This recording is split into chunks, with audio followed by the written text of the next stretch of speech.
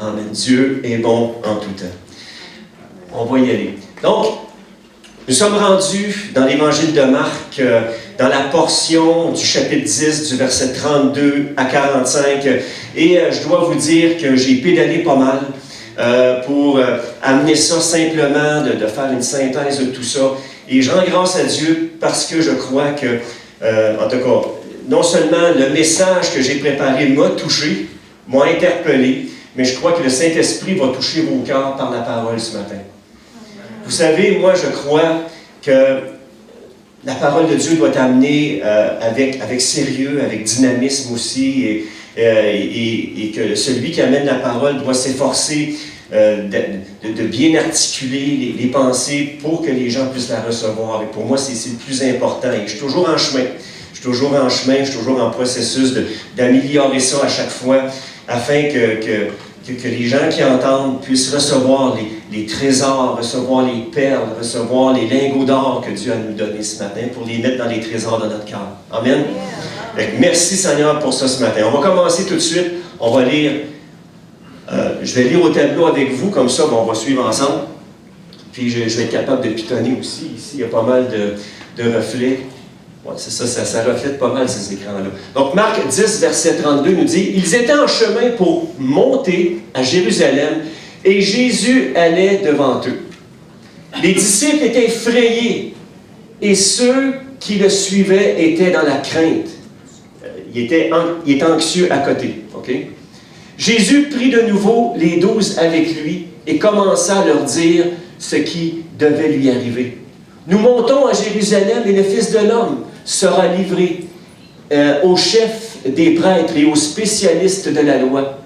Ils le condamneront à mort et le livreront aux non-juifs. Ils se moqueront de lui, cracheront sur lui, et le fouetteront et le feront mourir. Et 3 jours après, il ressuscitera. » Ça, c'est le summum, le positif dans tout ce texte-là. Mais il y a d'autres choses qui est merveilleux. Ensuite, Marc 10, 35. Jacques et Jean, les fils de Zébédée, s'approchèrent de Jésus et lui dirent « Maître, nous voudrions que tu fasses pour nous ce que nous te demanderons. » Il leur dit, Jésus, « Que voulez-vous que je fasse pour vous? » « Ben, accorde-nous, lui dirent-ils, d'être assis l'un à ta droite et l'un à ta gauche, quand tu seras dans ta gloire. » Vous allez voir quand on va comprendre le contexte tantôt, là. Ça prend du sens. Mais ça n'a pas de sens non plus. Jésus leur répondit, « Vous ne savez pas ce que vous demandez. Pouvez-vous boire la coupe que je vais boire ou être baptisé du baptême dont je vais être baptisé? » Et là, les disciples, un petit peu avec orgueil, prétention, nous le pouvons. Verset 39, Jésus leur répondit, « Vous boirez en effet la coupe que je vais boire et vous serez baptisés du baptême dont je vais être baptisé. Mais quant à être assis, à ma droite ou à ma gauche, cela ne dépend pas de moi. Et ne sera donné qu'à ceux pour qui cela est préparé. » Après avoir entendu cela, les 10 autres commencèrent à s'indigner contre Jacques et Jean. Jésus les appela et leur dit, « Vous savez que ceux que l'on considère comme les chefs des nations dominent sur elles, et que leurs grands les tiennent sous leur pouvoir. » Verset 43, « Ce n'est pas le cas au milieu de vous. » Ça ne devrait pas être le cas au milieu de vous, dit certaines versions. « Si quelqu'un veut être grand parmi vous, il sera votre serviteur. Si quelqu'un veut être le premier parmi vous, qu'il soit l'esclave de tous. En effet, le Fils de l'homme est venu non pour être servi, mais pour servir et donner sa vie en rançon pour beaucoup. » Vous savez, ce passage-là, c'est un des passages les plus fondamentaux de la parole de Dieu. C'est un des messages les plus importants et je suis content, je suis tombé là-dessus. Là, chacun des prédicateurs, on amène la parole ici et là c'est tombé sur mon dos, mais j'ai été très béni d'étudier le texte. Donc, le passage de Marc, du verset 10, verset 32 à 45, se situe ça se situe dans le dernier droit du ministère terrestre de Jésus. Jésus est dans ces derniers temps sur la terre et il sait que sa mort approche. Donc cette portion de l'Évangile de Marc est en fait une invitation à prendre un recul. Donc tu dois prendre un recul ce matin sur le sens véritable d'un serviteur leader. Tu vas être leader dans la vie. Jésus a été peut-être, puis pas juste peut-être, certainement, il est celui, le roi des rois, le Seigneur des seigneurs, a été le leader par excellence. Et au travers des Écritures que nous allons voir ce matin, il nous montre la voie. Il nous montre la voie comment nous, d'être des leaders serviteurs. Tout simplement. Donc, ce matin, je vous appelle à prendre un recul sur le sens véritable d'un serviteur leader, du service et du sacrifice pour les autres dans la perspective selon les yeux de Jésus. Donc, l'enseignement qui se dégage de cette portion de l'Évangile de Marc est que Jésus est venu pour servir, il est venu pour mourir pour son peuple. C'est ce que nous voyons au travers de ce texte-là. À leur tour, les disciples de Jésus doivent être prêts à servir leur prochain à l'exemple de Jésus. Devenir comme Jésus et agir comme lui le ferait. C'est l'essentiel de notre vie chrétienne. Devenir de plus en plus comme Jésus et faire comme lui, il a fait tout simplement. Que nous puissions marcher à son exemple. D'ailleurs, un disciple n'est pas plus grand que le maître. On doit être comme le maître. On doit rechercher dans notre cheminement, dans notre croissance spirituelle, à devenir de plus en plus comme Jésus. On a vu la semaine passée qu'un des facteurs importants qui favorise notre croissance spirituelle, le fait de devenir comme Jésus, de sentir comme lui. Vous savez, quand vous vous tenez dans la présence de quelqu'un qui dégage un bon parfum, ben c'est comme si le parfum, tranquillement, vient vous imprégner et vous sentez comme la personne. Si vous êtes avec une personne qui sort de l'enclos à cochon, eh bien, vous avez le risque de sentir aussi la senteur que ça sent, ce qui est associé au porc, au cochon. Vous comprenez ce que je veux dire, là? L'exemple est un petit peu, comment je pourrais dire, là, un petit peu extrême, mais c'est ça. Tu veux devenir comme Jésus, prends du temps avec lui. Prends du temps à chaque jour avec lui pour être comme lui. Donc, le premier point que j'aimerais amener ce matin, c'est que Jésus est venu avec une mission à accomplir. Jésus monte à Jérusalem avec obéissance, avec résilience, et il sait très bien qu'il sera faussement accusé par les chefs religieux, qu'il sera livré à des bourreaux romains, qu'il va souffrir d'une façon absolument atroce et que finalement, il va remettre son esprit entre les mains de son Père. Et le paroxysme de tout ça, c'est qu'il va glorieusement ressusciter d'entre les morts 3 jours après. Il va ressusciter 3 jours après. Et Jésus, il accepte volontairement sa mission afin de nous sauver et de nous délivrer. Et c'est la 3e fois, en fait, que Jésus annonce à ses disciples ces choses-là, qu'il va être livré, qu'il va mourir. Et les disciples, dans leur entendement, ils ne voient pas les choses de la même façon qu'on va voir pourquoi ici. Là. Donc c'est la 3e fois. Et ils ont beaucoup de difficultés à saisir. Et Jésus continue avec grâce à leur parler, à leur enseigner. C'est vraiment ces choses-là essentielles. Donc, il y a des détails à retenir ce matin. Donc, détail important à retenir ce matin, c'est que Jésus, au verset 32, marche devant ses disciples. Ses disciples,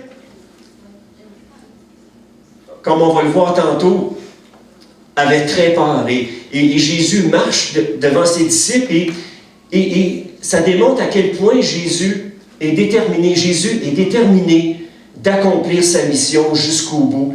Et il ne recule pas devant toute la souffrance qu'il sait qu'il va subir tout simplement. Et les disciples, j'en reviens, eux ont vraiment la trouille, ils sont vraiment anxieux. On pourrait dire, en bon québécois, ils sont anxieux à côté.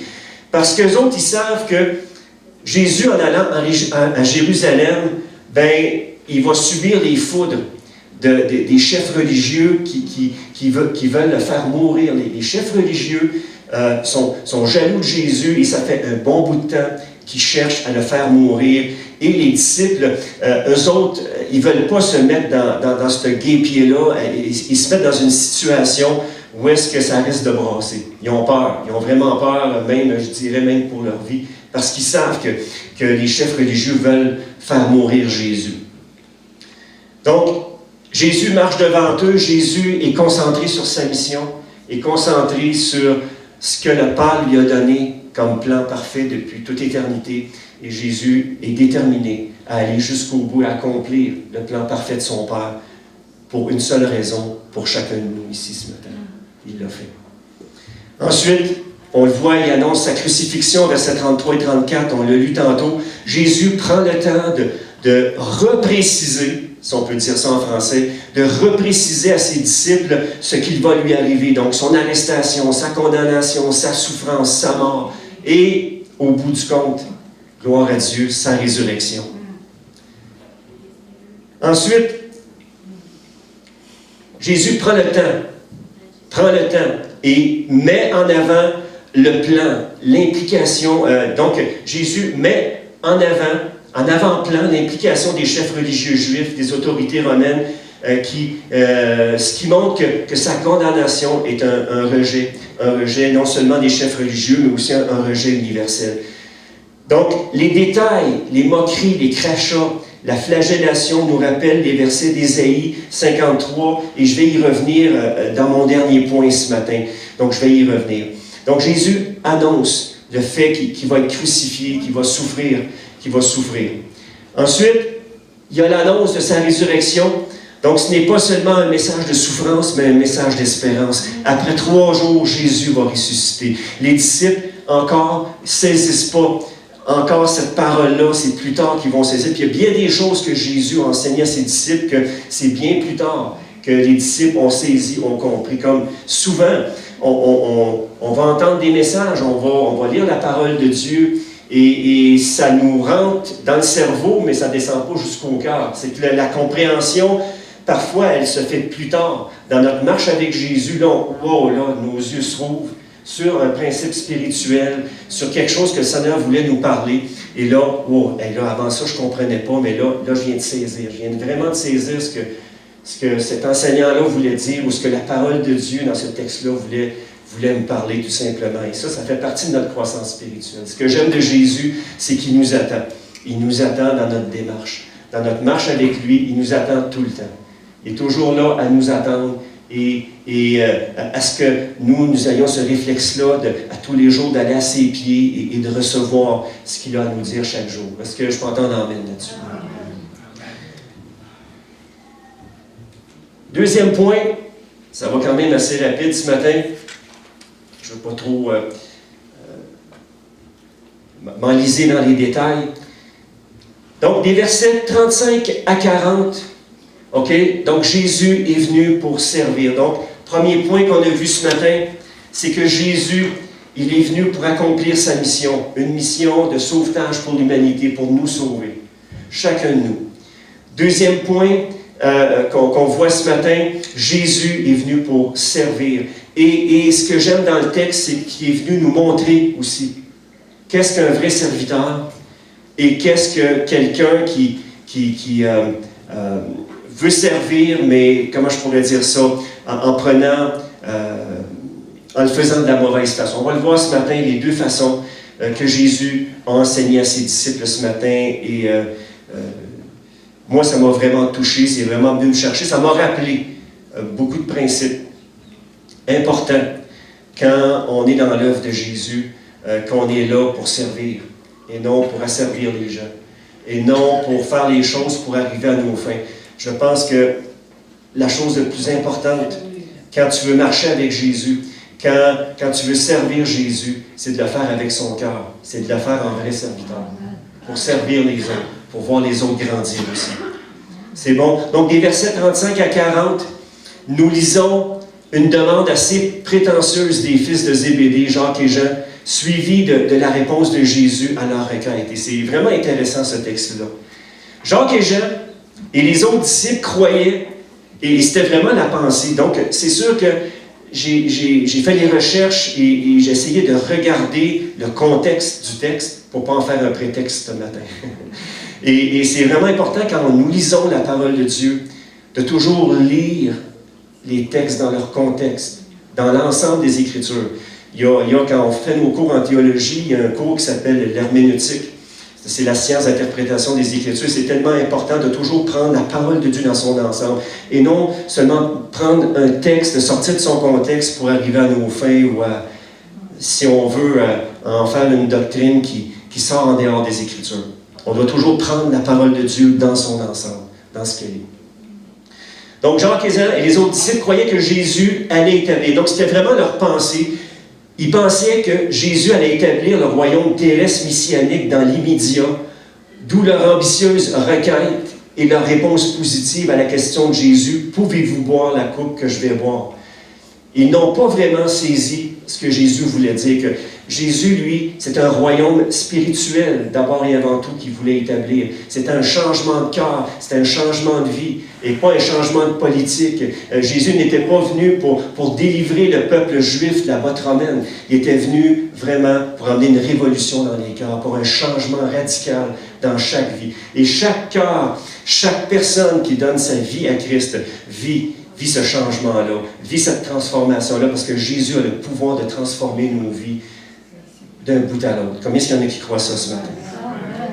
Yes!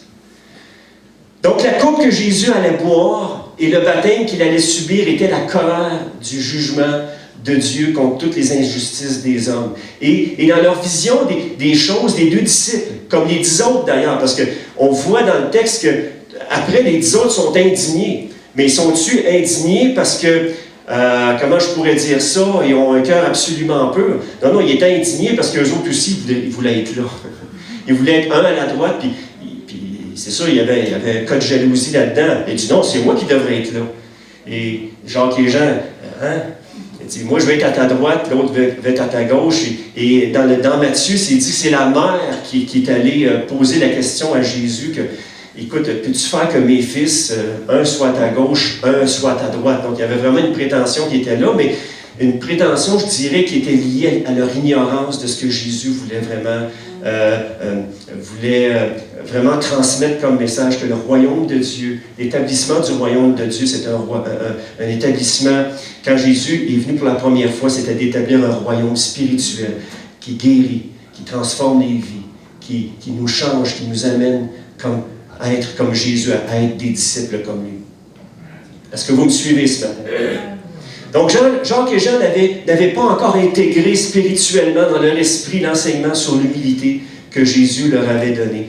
Et le Nouveau Testament mentionne que les deux frères ont connu. Parce que Jésus dit, OK, oui, c'est vrai, vous allez subir, vous allez avoir aussi, vous allez boire votre coupe que vous avez à boire vous aussi. Jésus avait sa coupe à boire. Mais je pense que chacun de nous, si on suit Jésus, si tu veux suivre Jésus jusqu'au bout, tu vas avoir ta coupe à boire aussi. Mais je veux juste annoncer ce matin que la coupe que tu as à boire, Dieu va te donner la grâce de la boire, cette coupe-là.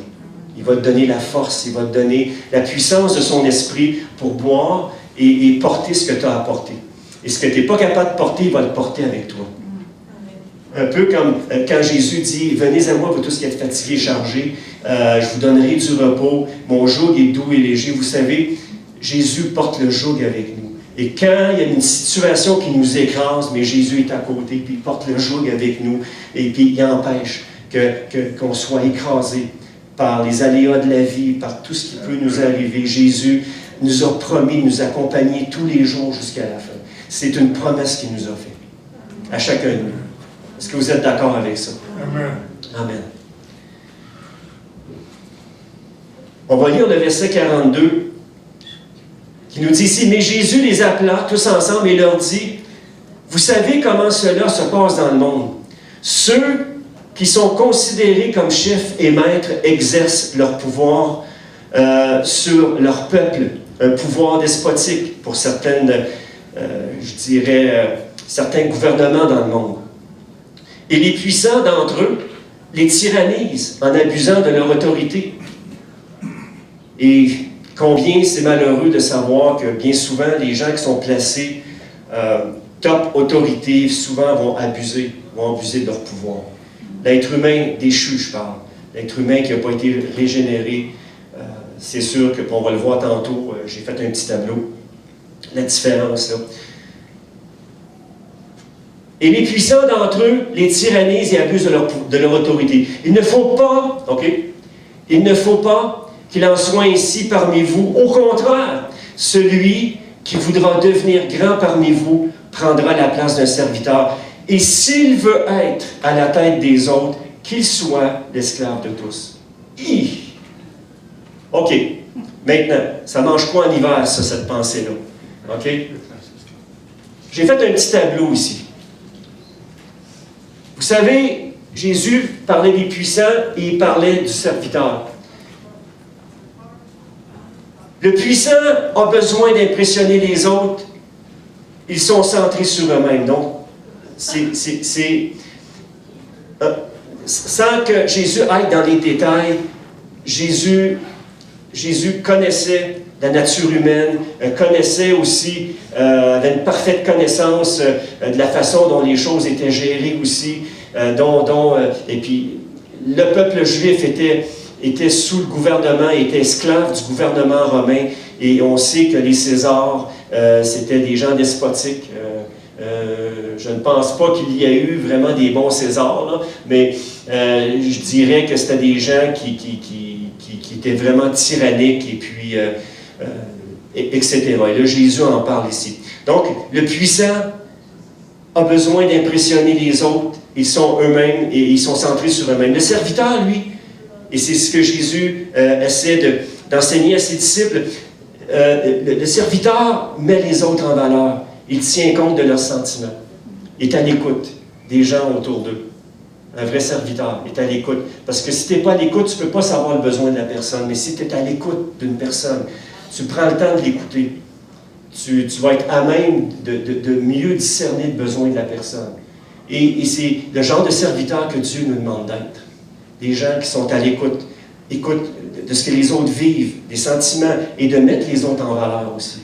De ne pas avoir peur, puis de les mettre en valeur d'une façon honnête aussi. Tu sais, il y a de mettre en valeur et il y a de flatter les gens. Flatter les gens, c'est d'en mettre épais, et puis, dans le fond, c'est pas vraiment vrai. Vraiment vrai. C'est pas vrai.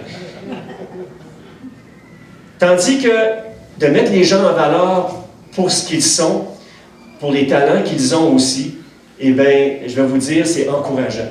Moi c'est encourageant quand des mentors ou des gens viennent me voir, me dire « Ah, telle chose, ça m'a vraiment encouragé, etc. » Et vice-versa.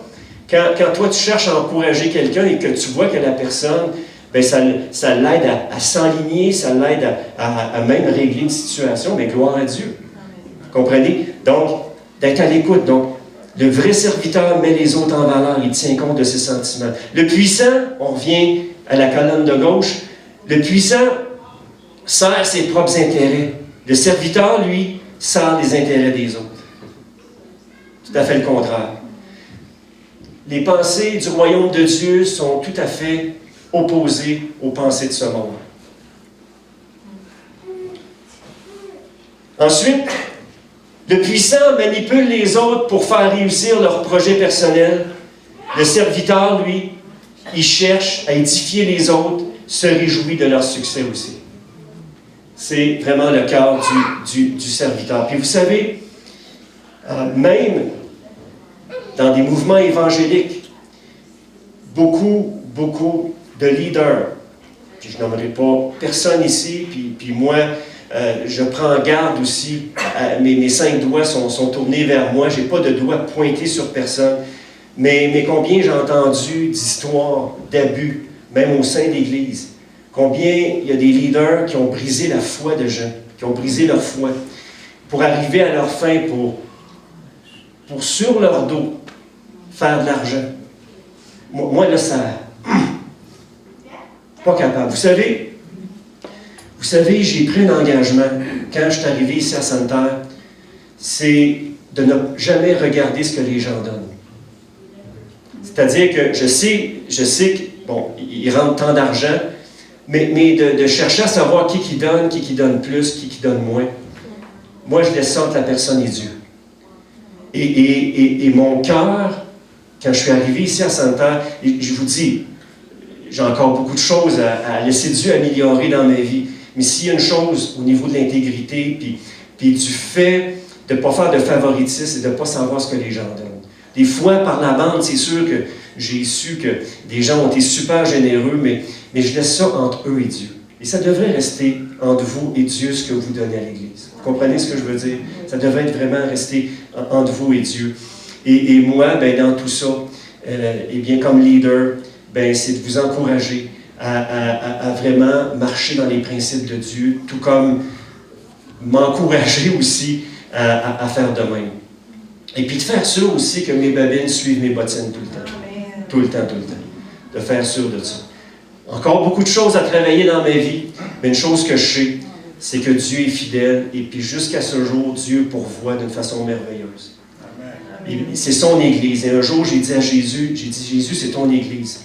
C'est plus l'Église de Pasteur Luc, c'est ton Église à toi. Fais-en ce que tu veux. À partir de ce moment-là, c'est parti de l'autre côté. On avait presque pas d'enfants, et de jeunes familles, il n'y en avait pas. Et la semaine ou deux semaines suivantes, il y a 2 familles qui donnent leur vie à Christ. J'étais en avant, je me souviens, j'amène la parabole du sommeur, et puis les 2 couples avec leurs enfants donnent leur vie à Jésus. Gloire à Dieu. C'est ton Église, Seigneur. Dans le fond, c'est toi qui l'as bâti. Moi, je veux juste être à l'écoute de la façon que tu veux la bâtir, puis de juste faire sûr qu'ensemble, avec le leadership ici en place, qu'on fasse les choses que toi tu veux, Seigneur, et non nous, comment on pense de faire les choses. Qu'on adapte les choses selon ton cœur, ici, selon les besoins des gens. Amen.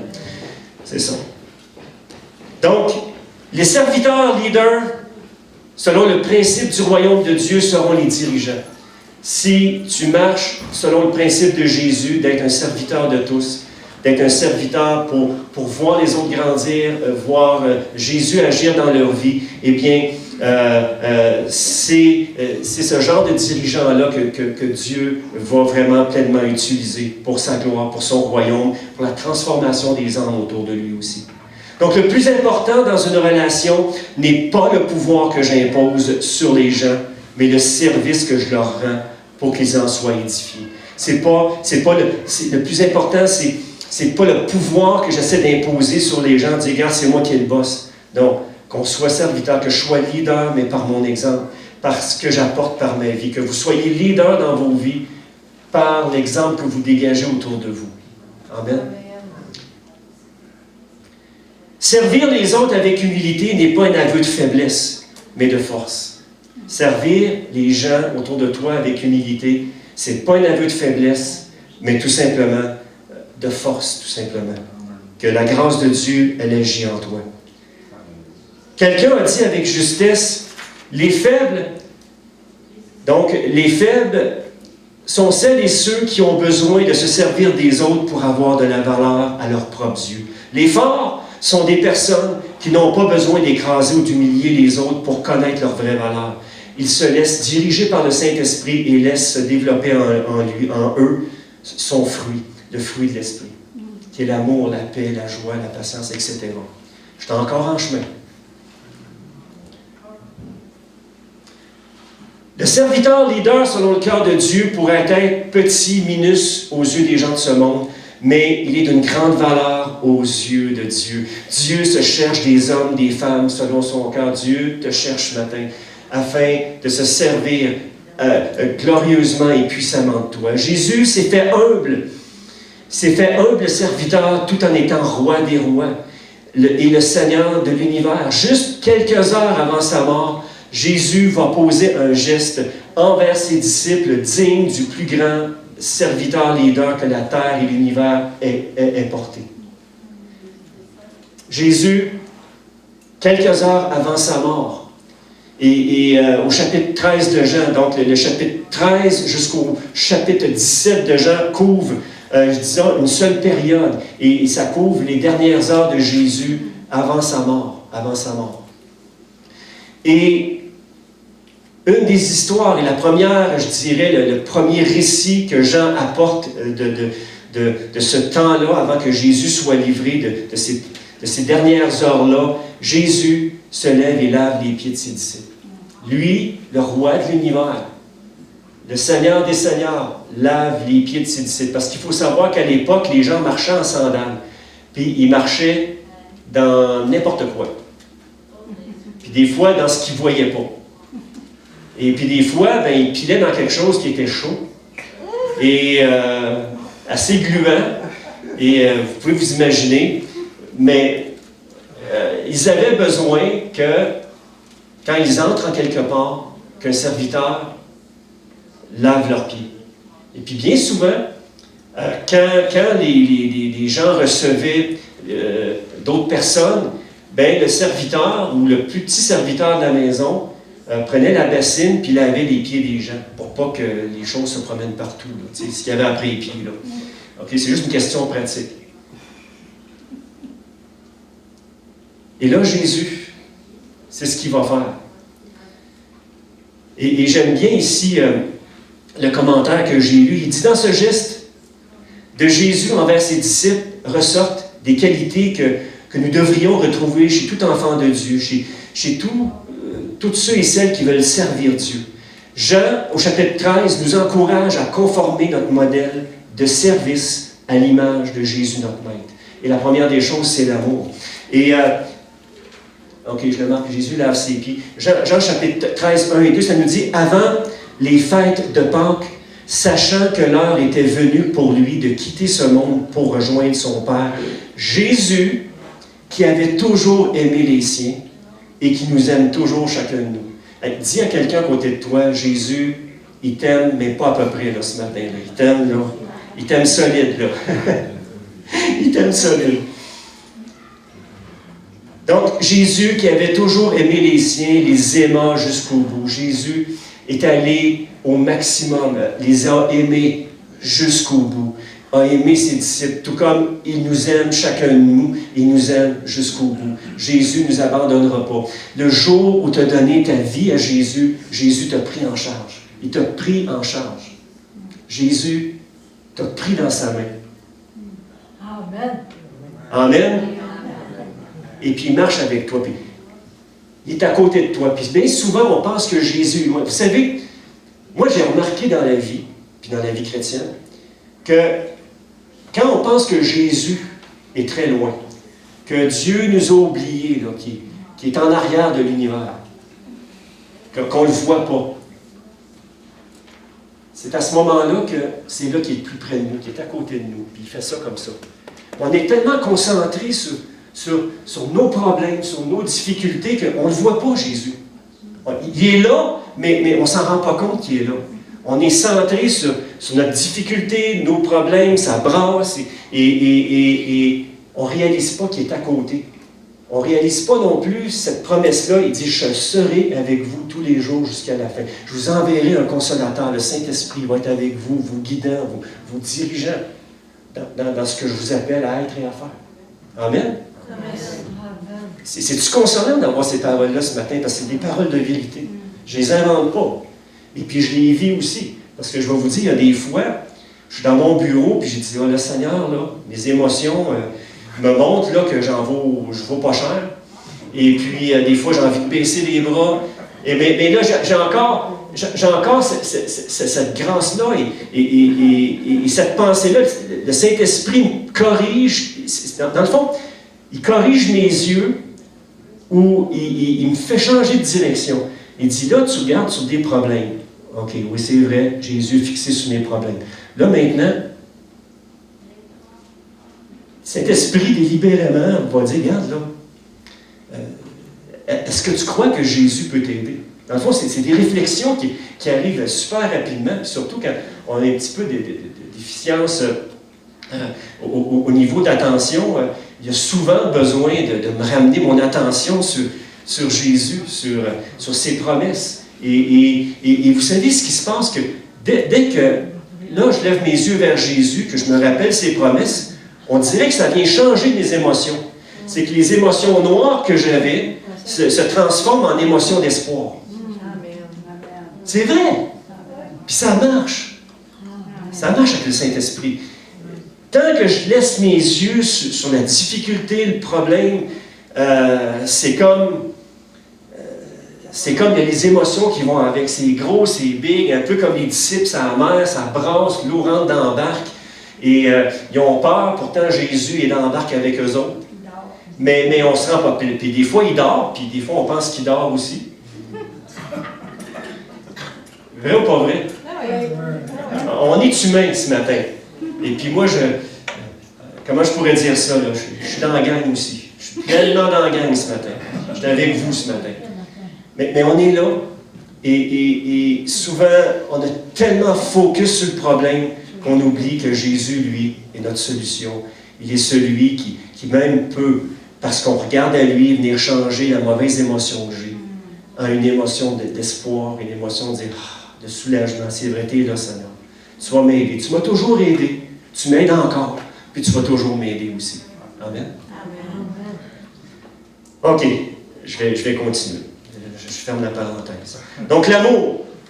Donc, quelles caractéristiques de l'amour de Jésus? Donc, Jésus, il était prioritaire. Il était investi de toute sa personne. Donc, c'est ce qu'il nous demande d'être aussi, et d'être comme lui de plus en plus. Ça ne nous demande pas d'être parfait du jour au lendemain. Il y en a juste un parfait, c'est Jésus. Mais le Seigneur nous amène de plus en plus dans cette perfection-là. Puis c'est ça me console parce que, en sachant que je suis en cheminement, ben, ça me laisse comme une marge de manœuvre. Là. Je vais dire, OK, regarde. Tu sais, des fois, on fait des gaffes. Est-ce que vous en faites des gaffes? Moi, j'en fais. Puis merci, Seigneur. Il vient me corriger. On en fait toutes. Donc, caractéristique de l'amour de Jésus, il était constant aussi, il aime en tout temps. Il était inconditionnel. Il aime quoi que l'on dise, quoi que l'on fasse. Il continue de nous aimer, de nous corriger, de nous ramener à lui, constamment de nous ramener à lui. Et Jésus était au service, il était intentionnel envers ses disciples pour favoriser leur croissance spirituelle. Jésus était toujours intentionnel. Et c'est ce qu'il nous demande d'être intentionnel les uns envers les autres. La parole nous dit ici, il se leva de table, ôta ses vêtements et prit un linge dont il s'entoura. J'avais-tu marqué ça ici? OK, ça, OK.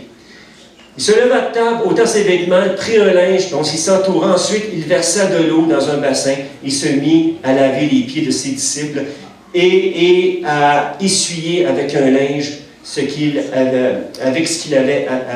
le linge qu'il avait à la ceinture. Et puis, notre petite réflexion ici, le propriétaire de la maison, vous trouvez ça intéressant? Le propriétaire de la maison où Jésus célébrait la Pâque avait probablement oublié d'assigner un serviteur pour laver les pieds de Jésus. Et c'est vraiment intéressant de noter que Jésus soit le seul à prendre l'initiative pour cette tâche. Les disciples n'ont pas pensé à ça. Probablement, les disciples ont vu qu'il n'y avait pas de serviteur pour laver les pieds, fait qu'ils sont rentrés. Et Jésus a vu le besoin. Lui, le roi, le créateur de l'univers, Dieu incarné, Dieu fait chair, la parole fait chair, le roi des rois.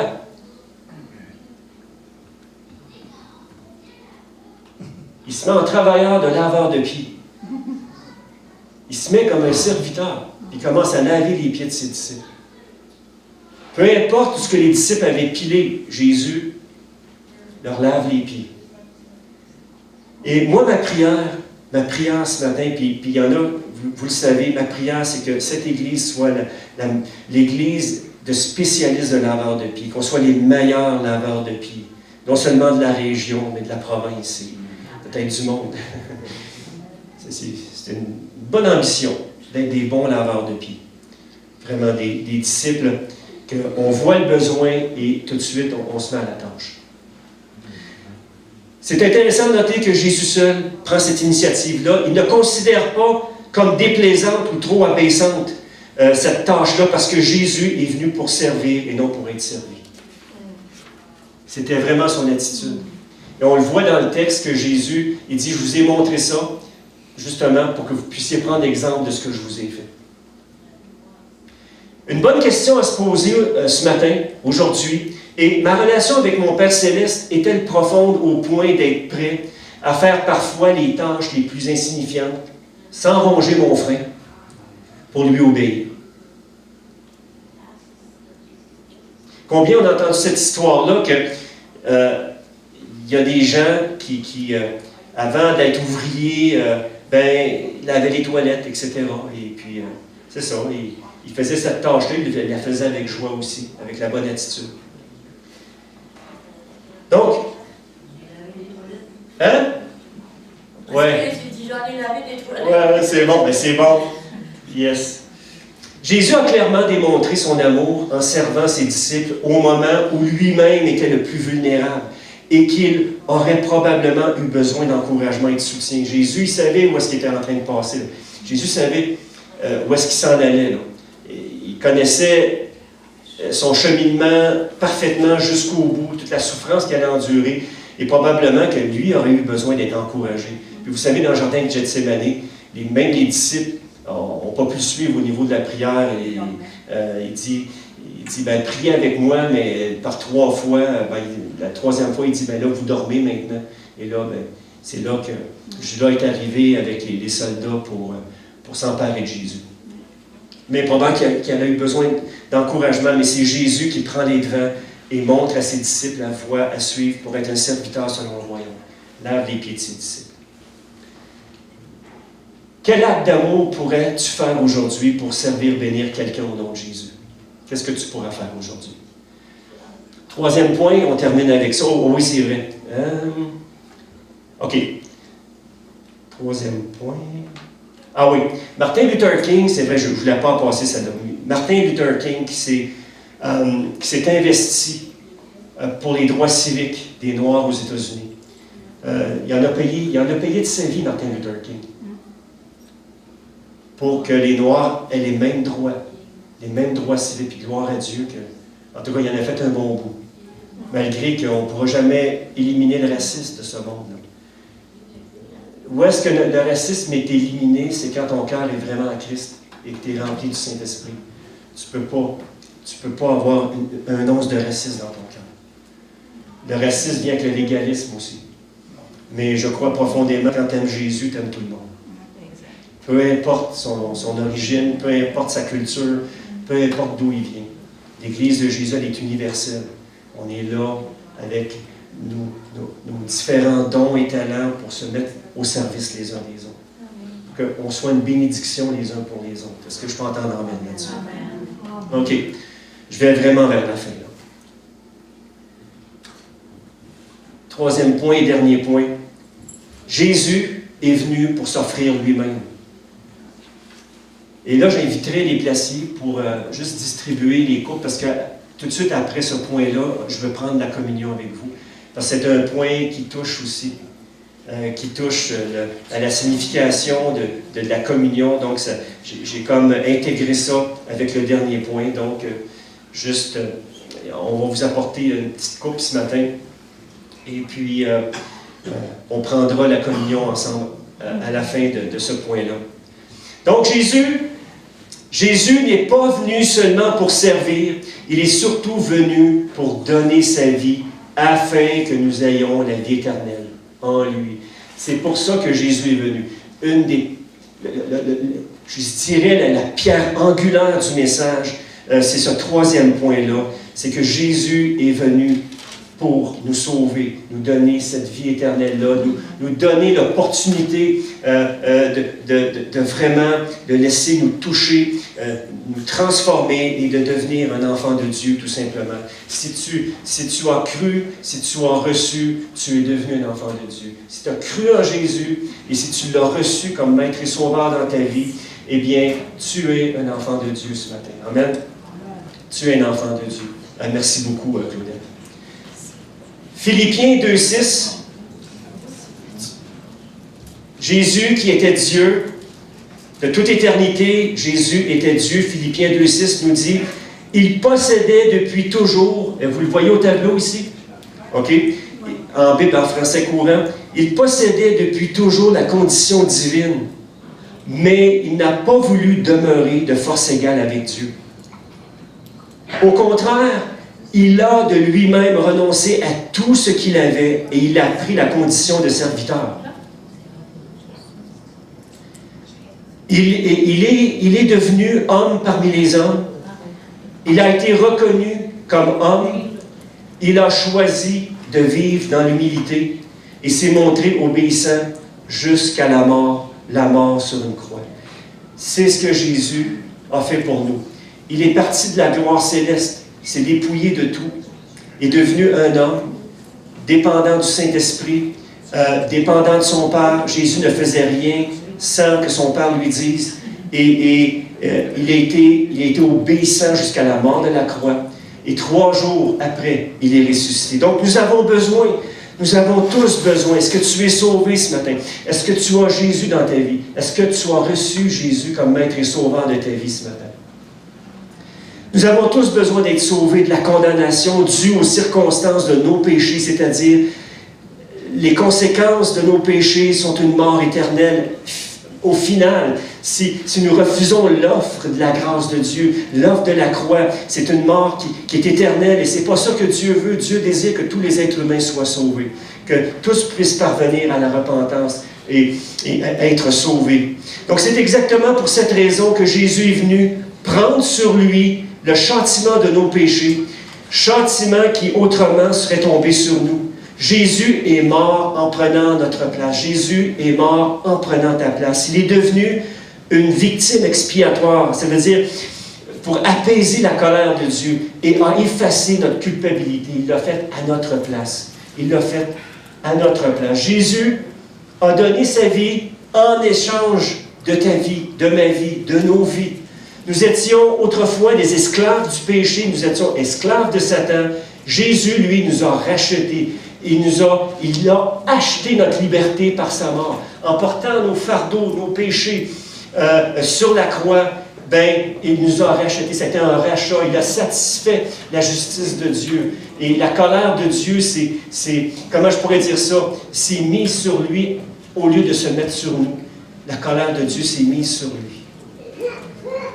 Quel amour! Est-ce que vous réalisez ce matin l'impact de ce que Jésus a fait pour nous? Tu sais, des fois on pense à la vie éternelle, mais ce qu'on vit ici, c'est absolument rien. On ne peut pas comparer même le meilleur qu'on peut vivre ici, là. Le meilleur qu'on pourrait vivre ici, là. La meilleure qualité de vie qu'on pourrait avoir ici. C'est absolument incomparable. Ça ne se compare pas avec ce qui nous attend au ciel. Jésus a dit à ses disciples, il dit, soyez sans crainte, là, dans Jean 14, encore dans ce discours-là, dans les dernières heures de sa vie. Il a dit à ses disciples, n'ayez pas peur, il dit, je m'en vais vous préparer une place.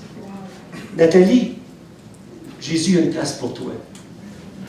Il y a une place pour vous autres, pour chacun de nous. Pour chacun de nous qui avons donné notre vie à Christ, il y a une place qui nous attend. Il y a une place qui est là. Donc, ce qu'on a à souffrir sur cette terre, à subir pour le nom de Jésus, c'est absolument rien par rapport à ce poids de gloire-là qui nous attend dans l'éternité. Est-ce que je peux entendre amen là-dessus? Dans Isaïe 53, donc, ah oui, c'est vrai. À l'église de Corinthe, Paul a déclaré, « Vous n'êtes pas vous-même, car vous avez été rachetés à un grand prix. Jésus-Christ a versé son propre sang pour acquérir notre salut. » Dans Isaïe 53, le prophète apporte une parfaite description de la vie et de l'œuvre de Jésus-Christ, notre Sauveur. On va le lire ce matin. Ça dit, « Mais il était transpercé à cause de nos crimes, écrasé à cause de nos fautes. Le châtiment qui nous donne la paix est tombé sur lui, et c'est par ses meurtrissures que nous sommes guéris. Et l'Éternel a fait retomber sur lui la faute de nous tous. Mon serviteur juste justifiera beaucoup d'hommes et se chargera de leurs fautes. Il s'est livré lui-même à la mort. » Il s'est livré lui-même à la mort. Les deux vérités les plus importantes à saisir pour ta vie ce matin. Jésus est le Fils de Dieu et il est venu pour donner sa vie en rançon pour toi ce matin.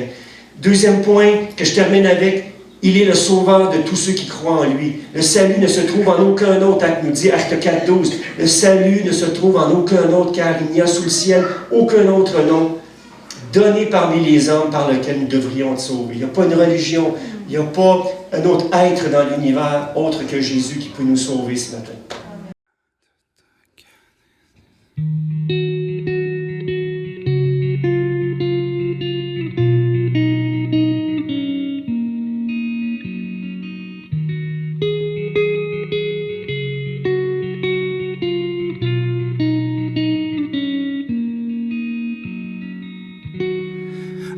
mes premiers mots, tu me connaissais déjà.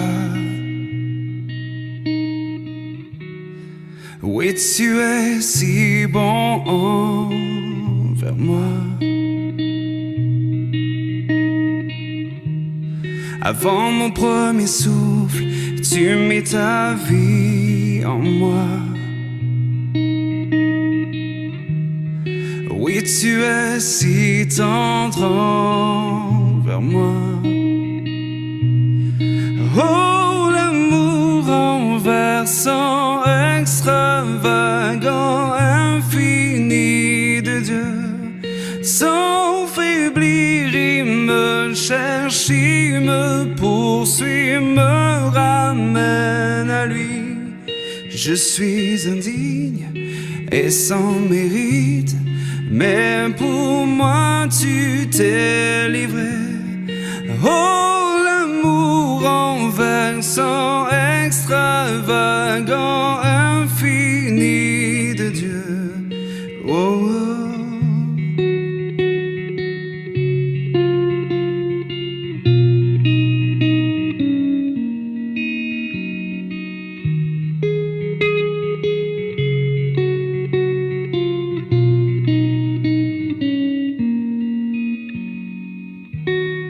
Je te rejetais sans relâche, tu m'aimais.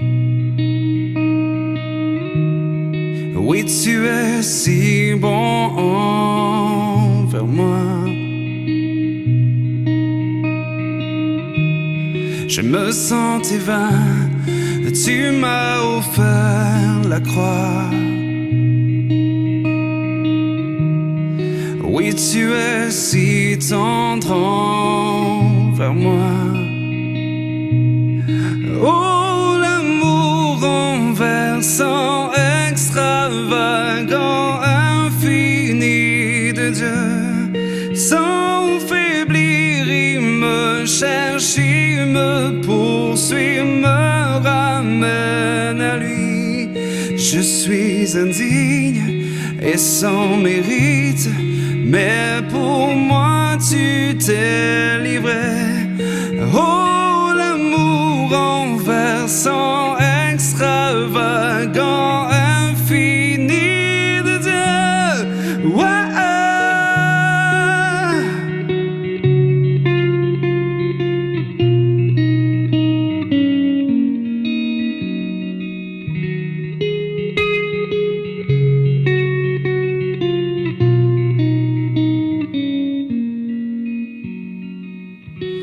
Aucune ombre n'est trop sombre, ni monde trop élevé pour que tu me cherches.